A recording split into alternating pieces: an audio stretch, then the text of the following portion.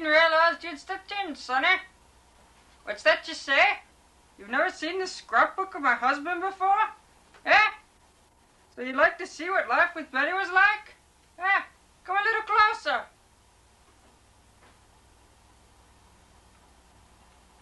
Not that close. Benny was born in 1706 to his mom and pa, Abaya and Josiah Franklin in Boston.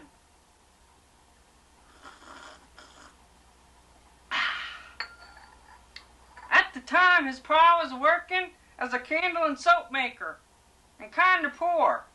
To make things worse, he had 16 other brothers and sisters. Benny, you're such a beautiful baby. What do you want to be when you grow up? A scientist. Scientist? Always did wonder what happened to Benny's face. Ben was right smart as a toddler. Even taught himself how to read and write. Matter of fact, at age 12, he was an apprentice under his brother James. Oh, golly. I wish I could write for my brother James's newspaper. They all think I'm too young to write any good.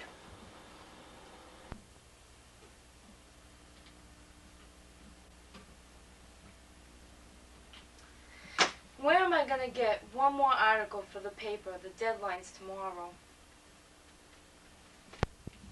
Hey, I'll show them. I'll write for his paper anyway and sign it Mrs. Silence Do-Good.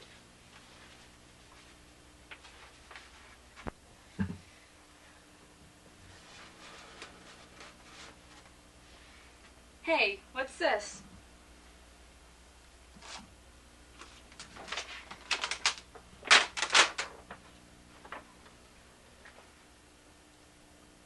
Hey, this is good. This is just what I've been looking for. Hi, James. Get anything for your paper yet? Wait a second. There's jelly on your face and there's jelly in this letter. You must have wrote it. I can't use it. Why not? 'Cause you're my brother. That's no fear. I'm gonna go and write my own paper.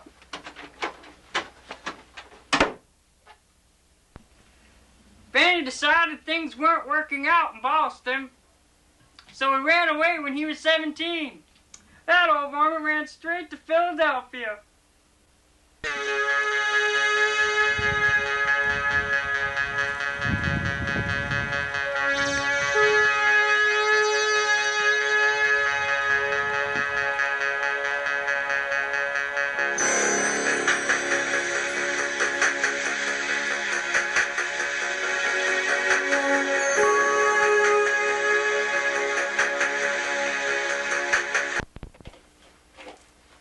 My soul.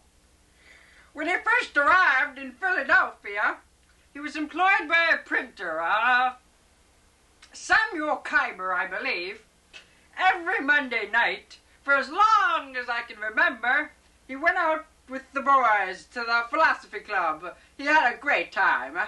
But then he got his first big start when he met the governor of Pennsylvania.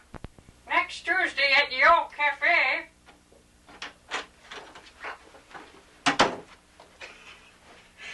Glad you could make it, Ben. Thank you for inviting me, sir. None of this sort of business. Call me Mr. Governor. Thank you, Mr. Governor, sir. Now back to the reason why I set up this quaint meeting. I've been reading your work and I'm very impressed. Ben, I have big plans for you in the newspaper business. With me, you'll be #1. How can I get started? All you have to do is take a few short trips to Great Britain. Cheers. Cheers. So Benny went over to England. It wasn't long before he realized what a waste of time the trip was. When he came back, he went to have a little chat with the old governor. Listen, you said I'd be #1. How can I be #1 when I'm sitting on my duff in England? Wait, Ben! No, I'm gonna go be #1 on my own. And that's just what he did. He founded the Pennsylvania Gazette, one of the most successful newspapers in Philadelphia. And then he met little old me. And sooner than you could say Jack Robinson, we was married. Robinson. Hi, I'm Benny. Hi, I'm Debbie. I now pronounce you man and wife. No sooner did Ben marry me than I found out he was fooling around with other women.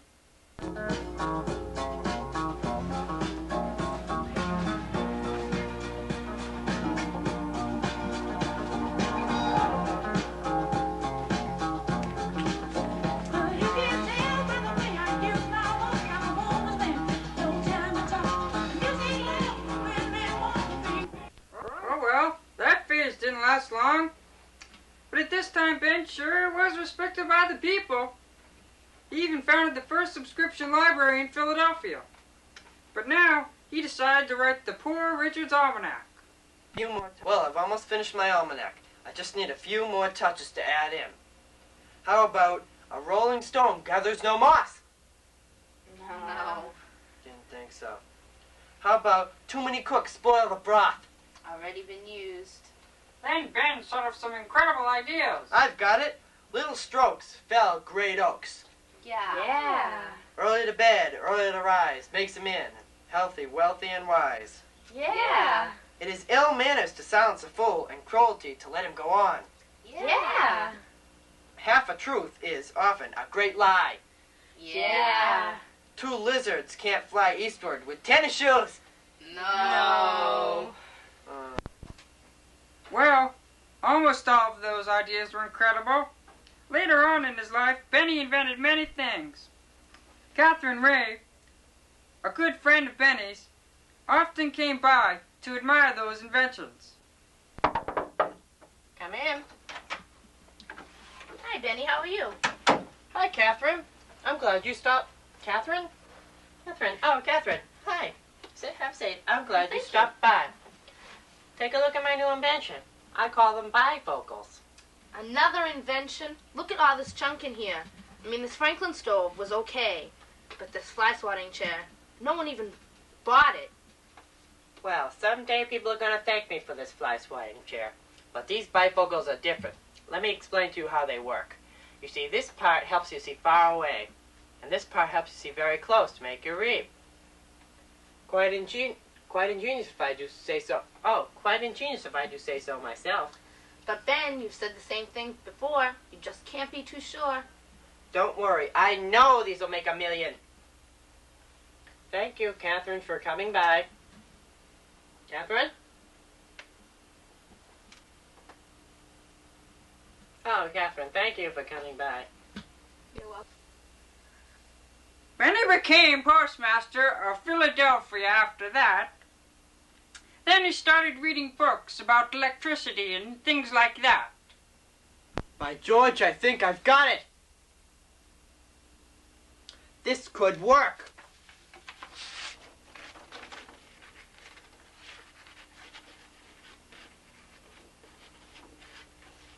Franklin experiment with the metal pole. This Franklin dude really knows what he's talking about. I think I'll give it a try.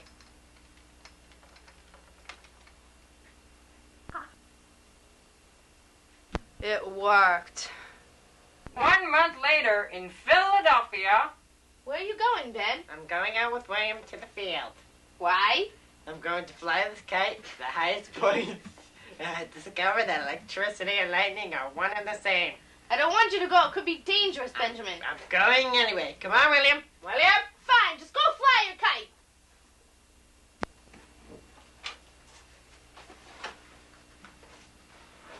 Ben, what happened? Electricity and lightning are the same.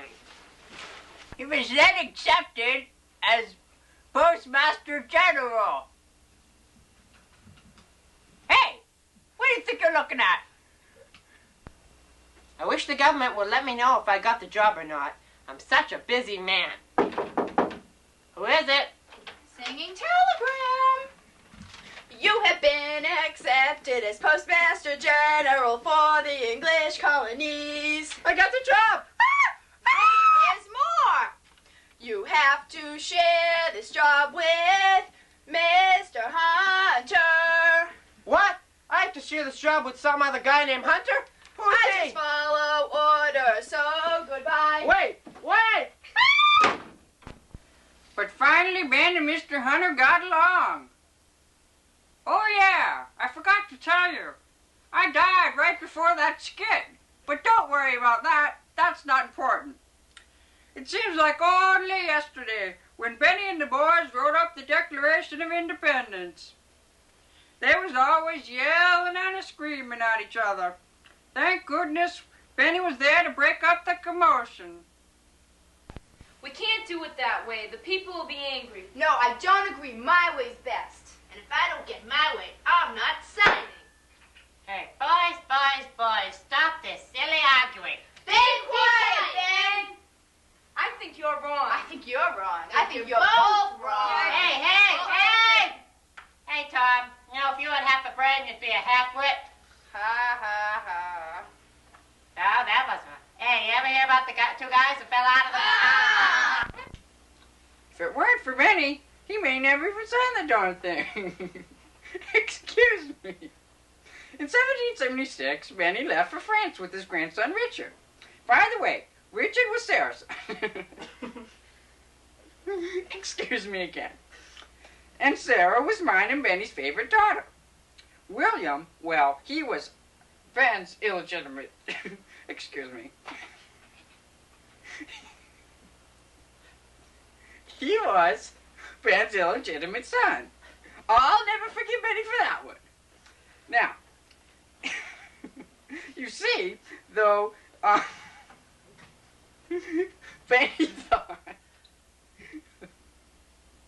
Benny thought he would be disgraced if he brought along his son because he was a Tory and that wasn't right. Now, if you're confused, don't worry because I am too. Now, Benny's going to tell you what happened in France for those 8 years. Bonjour. First, I was a secret correspondent to France during the Revolutionary War to keep our relations with them a secret. Second, I'm signing the Treaty of Alliance with France. Because finally, the Battle of Saratoga has been won by the United States. Third, I proposed to Madame Helvetius. Madame Helvetius, will you marry me? She only had to say no. Fourth, I signed the Treaty of Paris that ended the Revolutionary War. And he returned from France all tuckered out. He then started working on some secret plans for the Constitution. Oh, every once in a while he'd have a slip of the tongue, though. Hi, Benny. How are your plans coming with the Constitution? They're going great. I'll tell you. First of all, we decided to... Ben sure did have a big mouth, so they kept him quiet so he wouldn't blab all the secrets. But then, Ben died. Ben died.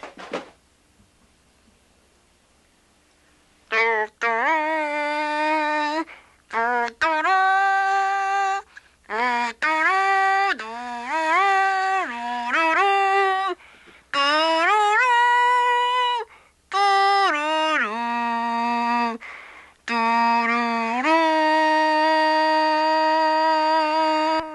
April 17, 1790,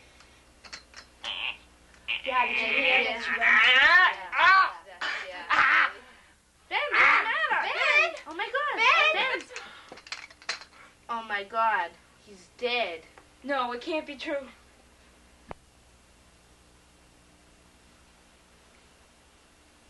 Da-da! Da-da! Da-da! Poor Ben. I can't believe he's dead. Oh, he was such a good man. And look what he wrote. Let me read it to you. The body of B. Franklin Printer, like the cover of an old book, its contents torn out and stripped of its letters and gilding, lies here, food for worms, but the work shall not be lost, for it will, as he believed, appear once more in a new and more elegant edition, revised and corrected by the author. Oh, I just have to have one last look at his face. yes, folks, it was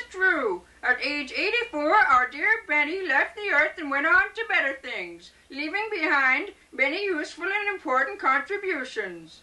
He was the only man to sign all 4 key documents in American history: the Declaration of Independence, the Treaty of Alliance, the Treaty of Peace, and the U.S. Constitution. Yes, it's true.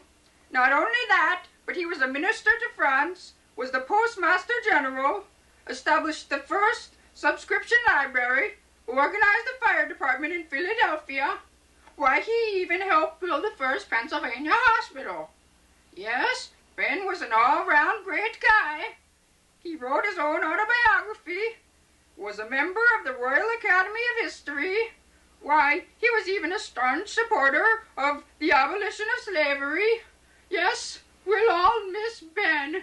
He was a fantastic person.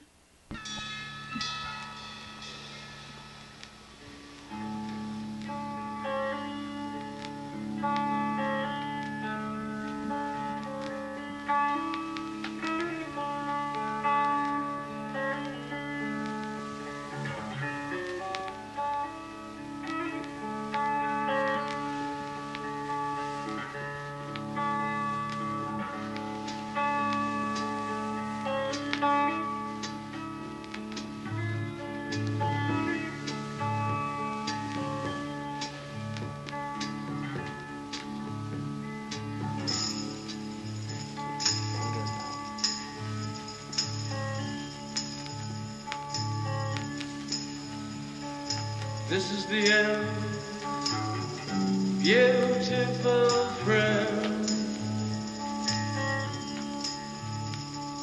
This is the end, my only friend. The end of our elaborate plans. The end of everything that stands. The end. No safety or surprise, the end. I'll never look into your eyes again.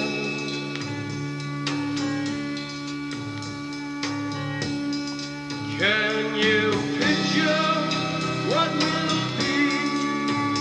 So limitless and free.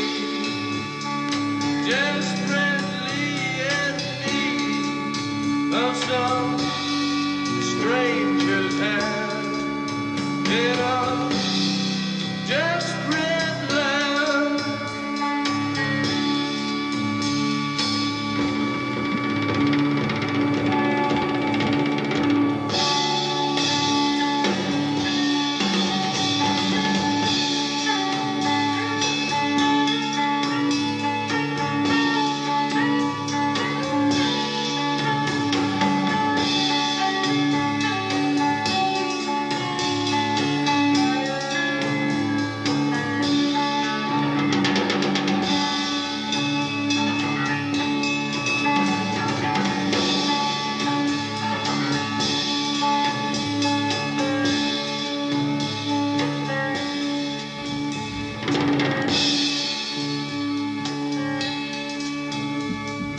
Lost in a romance, wilderness of pain,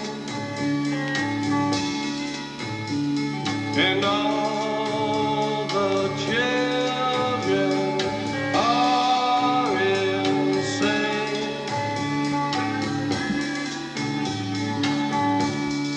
All the children are insane, waiting for the summer rain.